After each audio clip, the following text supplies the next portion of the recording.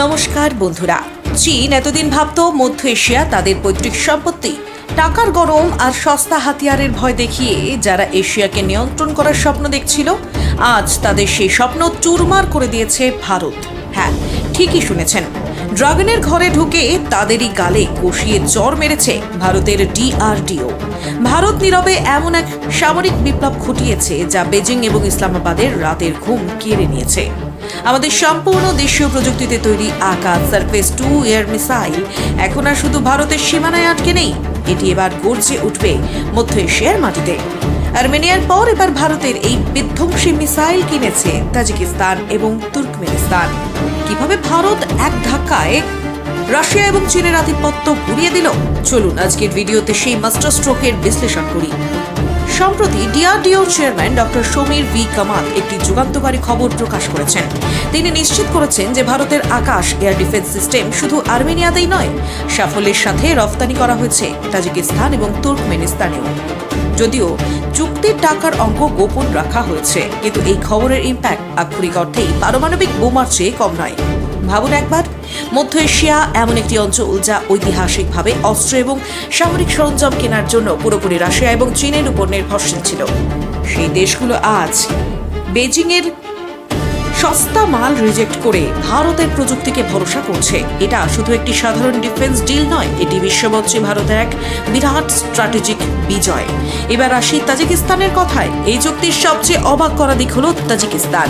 কেন জানেন? কারণ রাশিয়ার সীমানার বাইরে রাশিয়ার সবচেয়ে বড় সামরিক ঘাঁটিটি এই তাজিকিস্তানে অবস্থিত। দশকের পর দশক ধরে এই দেশটি নিজেদের সুরক্ষার জন্য রাশিয়ান অস্ত্রের উপর অন্ধের মতো ভরসা করেছে, কিন্তু আজ পরিস্থিতি বদলেছে। রাশিয়া তাদের নিজেদের যুদ্ধে এতটাই ব্যস্ত যে অস্ত্র সাপ্লাইয়ে মারাত্মক ঘাটতি দেখা দিয়েছে, আর ঠিক এই সুযোগটাই কাজে লাগিয়েছে নিউ দিল্লি। তাজিকিস্তান বুঝতে পেরেছে যে সুরক্ষার জন্য বিকল্প খুঁজতেই হবে, আর সেই বিকল্প হিসেবে তারা চীনকে নয়, বেছে নিয়েছে ভারতকে। এটি প্রমাণ করে যে বিশ্ব এখন আর রাশিয়ান অস্ত্রের জন্য অপেক্ষা করতে রাজি নয়, আর ভারতের ডিফেন্স ইন্ডাস্ট্রি এখন বিশ্বস্ততার এক নতুন নাম। এবার চলুন দেখি তুর্কমেনিস্তানের গল্প। ইরান, আফগানিস্তান এবং কাস্পিয়ান সাগরের মাঝে থাকা এই দেশটি প্রাকৃতিক গ্যাসের এক বিশাল খনি। চীন এখানে বিশাল পরিমাণ টাকা ঢেলেছে, অর্থনীতিকে নিজেদের পকেটে পোড়ার চেষ্টা করেছে।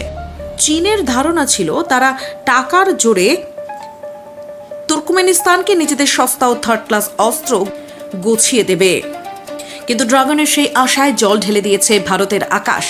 নিজেদের আকাশ সীমা সুরক্ষিত রাখার জন্য তুর্কমেনিস্তান চীনের মেড ইন চায়না খেলনা বাতিল করে ভারতের আকাশ মিসাইল সিস্টেমে সিলমোহর দিয়েছে। এর মানে কি? এর মানে হলো চীনের অর্থনৈতিক প্রভাব থাকলেও যখন দেশের সুরক্ষার প্রশ্ন আসে তখন কেউ চীনা মালের উপর ভরসা করে না। নিউ দিল্লি আজ মধ্য এশিয়ায় একটি অত্যন্ত বিশ্বাসযোগ্য এবং শক্তিশালী ডিফেন্স সাপ্লায়ার হিসেবে আবির্ভূত হয়েছে। বন্ধুরা, দিন বদলেছে। ভারত আর অস্ত্র আমদানিকারক দেশ হিসেবে পরিচিত নয়। ভারত এখন বিশ্বের অন্যতম সেরা অস্ত্র রপ্তানিকারক দেশ। মধ্য এশিয়ায় রাশিয়ার সাপ্লাই চেইন ভেঙে পড়া এবং চীনের প্রতি অবিশ্বাসের যে শূন্যস্থান তৈরি হয়েছিল, ভারত তার আকাশ মিসাইল দিয়ে তা দখল করে নিয়েছে।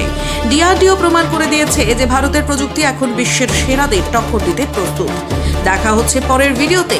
বন্দে মাতরম, জয় হিন্দ।